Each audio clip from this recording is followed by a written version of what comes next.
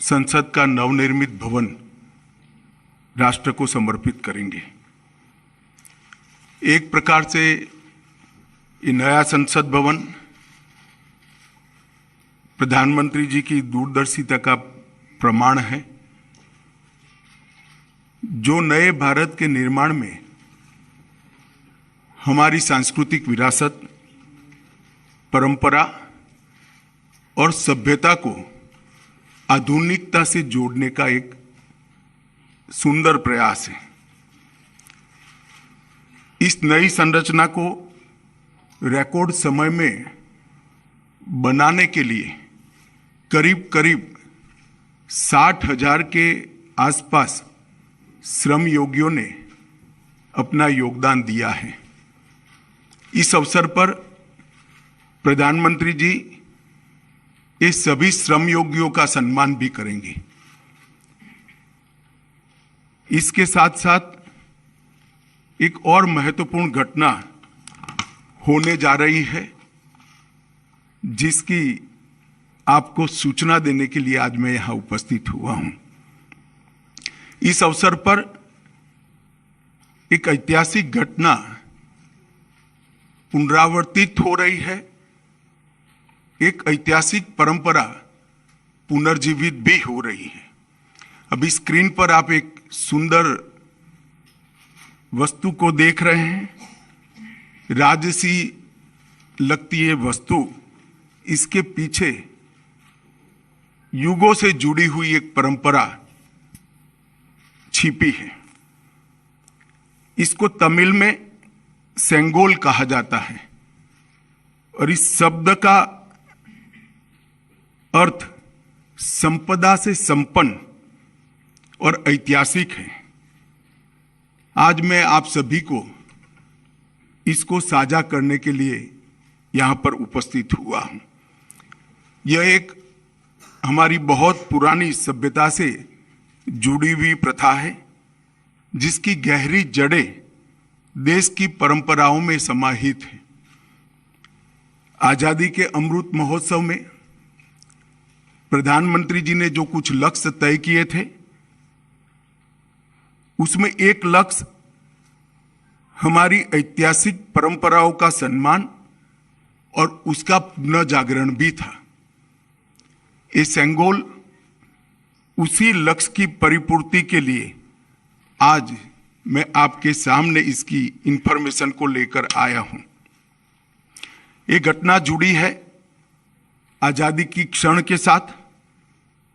14 अगस्त 1947 की रात को एक बहुत महत्वपूर्ण ऐतिहासिक और अनोखी घटना ने आकार लिया था, जिसकी 75 साल के बाद आज देश के अधिकांश नागरिकों को जानकारी नहीं है।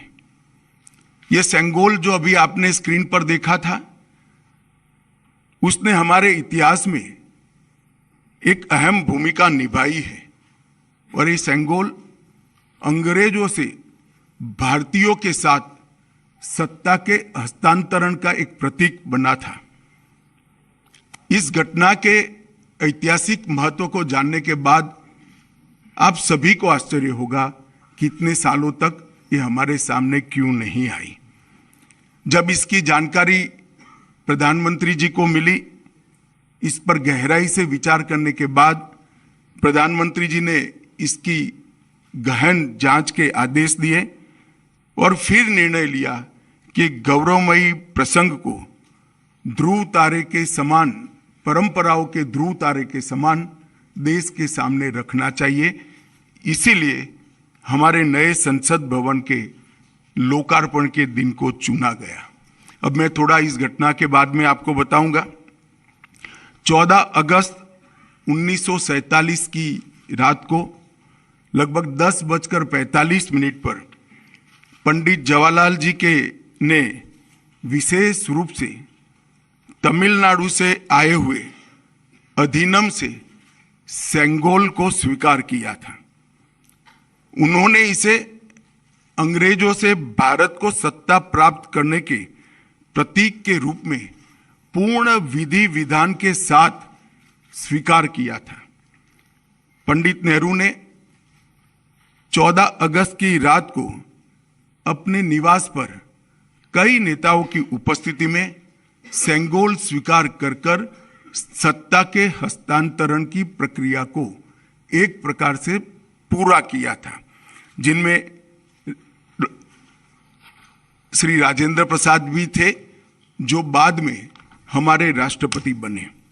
ये घटना क्यों और कैसे हुई, हम सब जानते हैं कि सन 47 में भारत को आजादी देने का जब निर्णय हुआ, तब लॉर्ड माउंटबेटन को इस प्रक्रिया को निर्विघ्न समाप्त करने के लिए भारत के वाइसरॉय बनाकर भेजा गया। जब ये प्रक्रिया करने का समय आया, तब लॉर्ड माउंटबेटन क्योंकि इंग्लैंड से आते थे, इनको हमारी सांस्कृतिक और पारंपरिक व्यवस्थाओं की जानकारी नहीं थी। उन्होंने पंडित जवाहरलाल नेहरू जी को ये प्रश्न किया कि ब्रिटिश से भारतीयों के हाथ में सत्ता का हस्तांतरण के प्रतीक के रूप में कौन सा विशिष्ट परंपरागत समारोह का आयोजन किया जाना चाहिए। पंडित जी भी कंफ्यूज थे। उन्होंने थोड़ा समय मांगा और कहा कि मैं साथियों से चर्चा कर आपको इसके बारे में जानकारी दूंगा।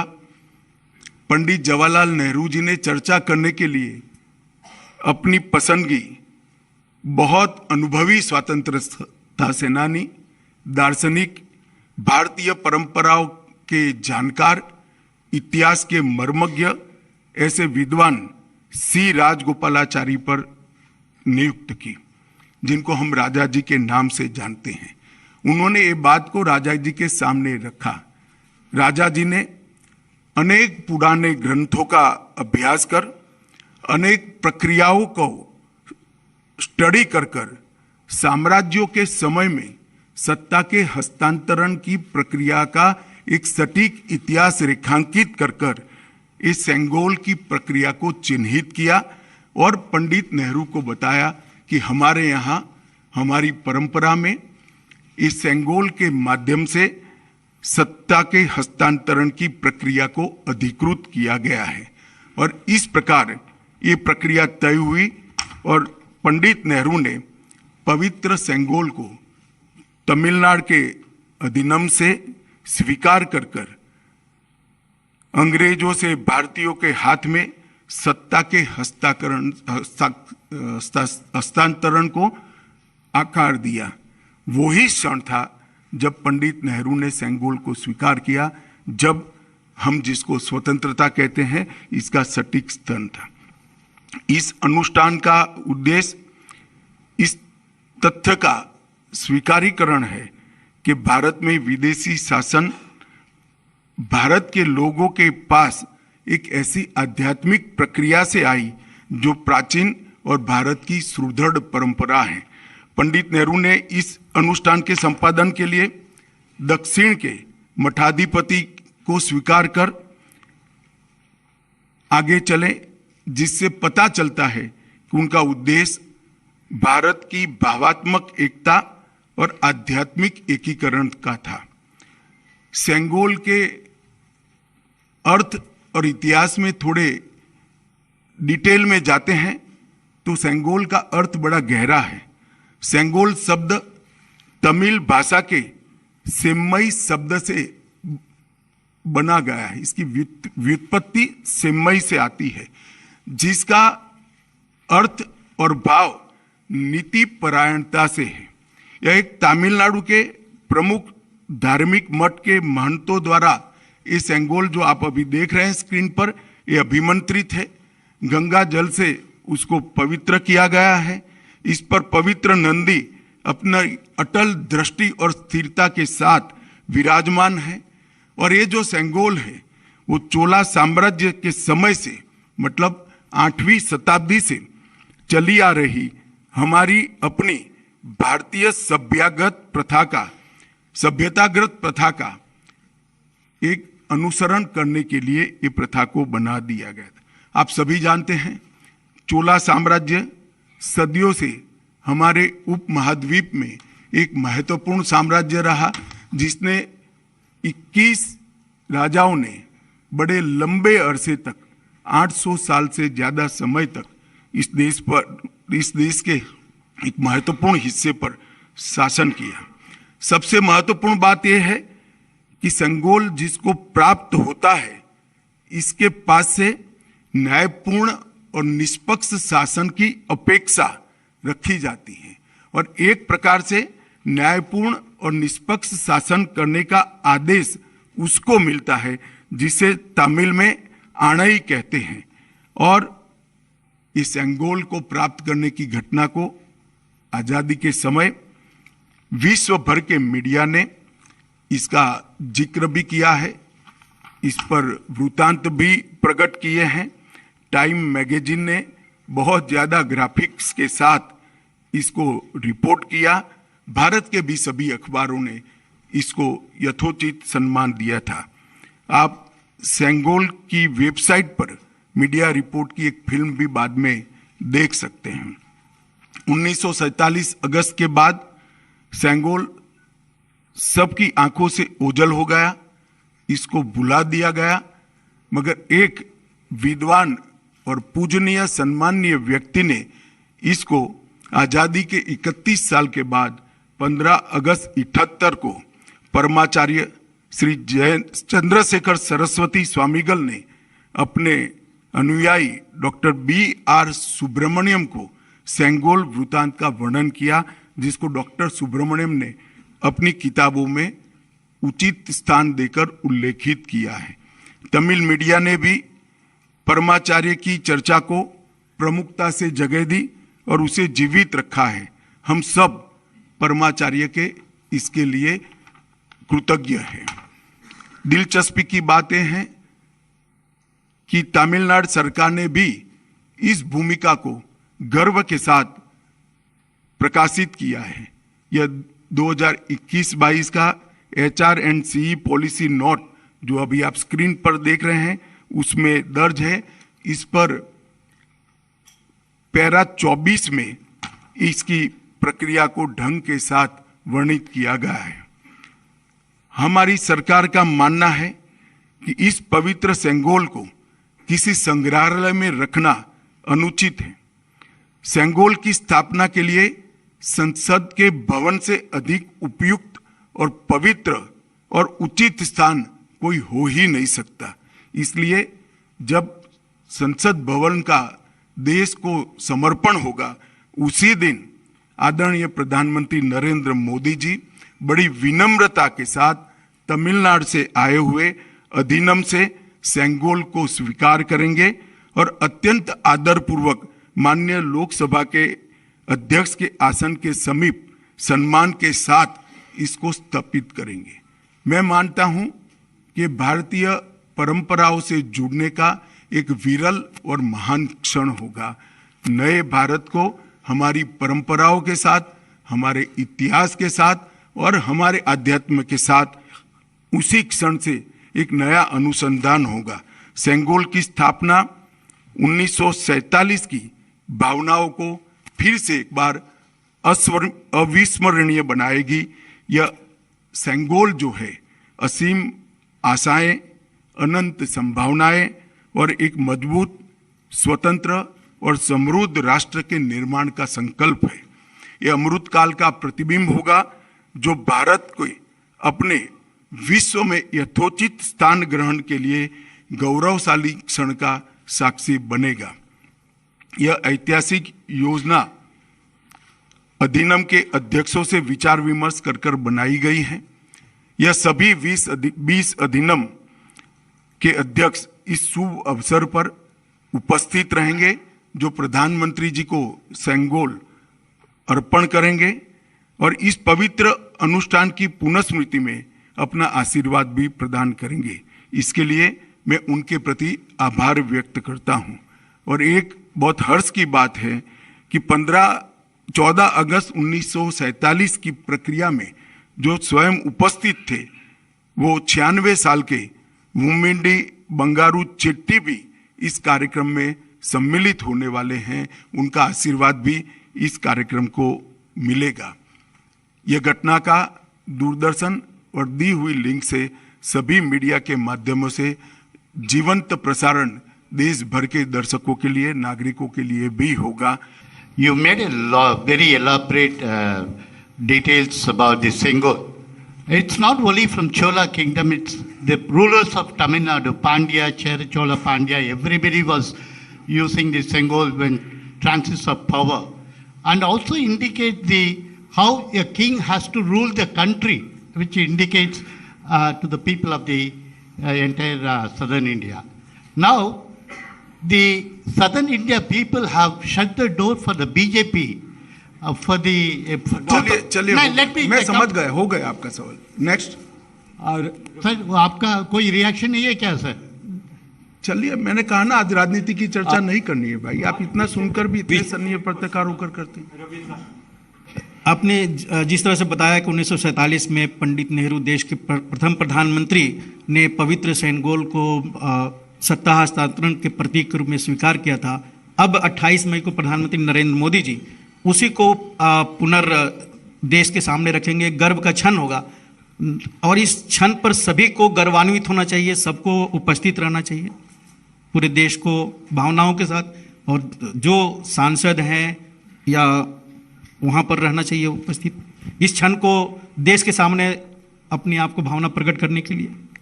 नहीं, हमने तो भारत सरकार ने सबको विनंती किया है कि आप उपस्थित रहिए, सब अपनी अपनी भावना के अनुसार करेंगे। वही सिंगोल है जो जवाहरलाल नेहरू जी ने लिया था या नया बना है? और अगर नया है तो पुराना वाला कहाँ है? यही सिंगोल है जो जवाहरलाल नेहरू जी को दिया गया था। जी सर, जैसा आपने कहा कि यही सिंगोल है जो 1947 में दिया गया था, लेकिन ये अब तक था कहाँ, और क्या पिछली सरकारों ने इसको खोजने की कोशिश किया या फिर पार्लियामेंट में लाने की कोई भी कोशिश की? इलाहाबाद के संग्रहालय में था, वहाँ स्थित था, उसको वहाँ से यहाँ लाया गया है। गृह मंत्री जी नमस्कार। मेरा सवाल ये है सर, जो पूरी प्रक्रिया दिखाई गई, जो वीडियो भी दिखाया गया, इसमें पूरी जानकारी मिली है कि कैसे ये इसका ऐतिहासिक महत्व है और कैसे इसको प्राप्त किया गया। तमिलनाडु के लोग आए, उन्होंने ये दिया, सत्ता हस्तांतरण हुआ। तो जब ये पहली बार विचार हुआ आप इसको लाएंगे और इस तरीके से इसकी कल्पना पृष्ठभूमि जो रही, ये पहली बार विचार कब आया और कैसे इसको लागू किया जाए, ये क्या कल्पना रही, इसके पीछे प्रधानमंत्री की क्या सोच रही? ये बहुत लंबी प्रक्रिया है। इसकी जानकारी मिलने के बाद, जैसा मैंने बात बताया, प्रधानमंत्री जी ने पूरे रिसर्च करने के ऑर्डर दिए, और जब रिसर्च कर पूरी चीज तथ्य के साथ सामने आई, तब ये उचित माना गया कि जब संसद के नए भवन का निर्माण भी हो चुका है और उसका समर्पण भी हो रहा है राष्ट्र को, तो उसी वक्त उसको सम्मान के साथ हमारे लोकतंत्र के मंदिर में प्रस्तापित किया जाए। आपने जैसे कहा कि देश से इसको छुपाया गया, इसके बारे में बताया नहीं गया। मैंने ऐसा नहीं कहा, देश को जानकारी नहीं है ऐसा कहा गया। छुपाया गया आपका शब्द है, आगे बोलिए। हाँ, चाहती हूँ कि इसको पुनर्स्थापित करने के पीछे क्या लक्ष्य है, और क्योंकि देश ने इतनी बड़ी परंपरा से अब तक अछूता रहा है, तो ये जन जन तक पहुंचे, तो इसके लिए क्या कुछ किया जाएगा? देखिए, लक्ष्य बहुत स्पष्ट उस वक्त भी था और आज भी स्पष्ट है। सत्ता का हस्तांतरण सिर्फ हाथ मिलाने से और एक दस्तावेज पर हस्ताक्षर करने से नहीं होता है। सत्ता का हस्तांतरण तब होता है जब सत्ता यहाँ की परंपराओं से चलेगी, यहाँ की परंपराओं के साथ जुड़ी रहेगी और हमारी संस्कृति के आधार पर, इसके मूल ढांचे पर नई आधुनिक जरूरियातों को ध्यान में रखते हुए चलेगी। तो ये सेंगोल का नए संसद भवन में स्थापन इसी बात का द्योतक है जो जवाहरलाल नेहरू जी ने उस वक्त 14 अगस्त को महसूस की थी। संगोल के हस्तांतरण की प्रक्रिया थी और इसको ले जाकर म्यूजियम में रख दिया गया था। अब इसको पुनर्स्थापित करने की कोशिश जो की जा रही है, लेकिन इसको पुनर्स्थापित करने से क्या आपको लगता है कि जो इसको एक नया लोगों को जानने का मौका मिलेगा संगोल के बारे में, और जो अभी आज के डेट में राजनीति की जा रही है संसद भवन को लेकर, उसको थोड़ा कम बल मिलेगा इससे? देखिए, सेंगोल को किसी राजनीति से नहीं जोड़ना चाहिए। यह एक भाव का प्रतीक है कि शासन न्यायपूर्ण तरीके से चले नीति के अनुसार चले और कर्तव्य के रास्ते पर चले। और वो संसद में सेंगोल को स्थापित करने से हमेशा ये संदेश हमारे लोकतंत्र के लिए समग्र जनता में और जनता के प्रतिनिधियों के बीच में जाना है। ये इसके पीछे भाव है। राजनीति अपनी जगह पे चलती रहती है। गृहमंत्री जी, इसी से जुड़ा मेरा सवाल भी है कि जब संगोल को वैदिक रीति रिवाज के हिसाब से स्थापित किया जाएगा, प्रधानमंत्री जी के उद्घाटन करने पर विपक्ष इतना विरोध कर रहा है, तो इसको स्थापित करने पे कैसा माहौल होगा? क्या प्रधानमंत्री नरेंद्र मोदी जी के उद्घाटन करने को लेकर जब विपक्ष बायकॉट कर रहा है इस कार्यक्रम का, तो जब आप इसे वैदिक रीति रिवाज के हिसाब से स्थापित करेंगे तब कैसा हाल होगा? नहीं, इसमें मैंने पहले ही किया कि राजनीति को इसके साथ मत जुड़िए। एक बड़ी भावात्मक प्रक्रिया हमारी पुरानी परंपराओं से नए भारत को जोड़ने की, इसको इतने ही सीमित अर्थ में देखना चाहिए। राजनीति अपनी जगह पे चलती है और सब अपनी अपनी क्षमता से, सोचने की क्षमता के अनुसार रिएक्शन भी देते हैं और काम भी करते हैं।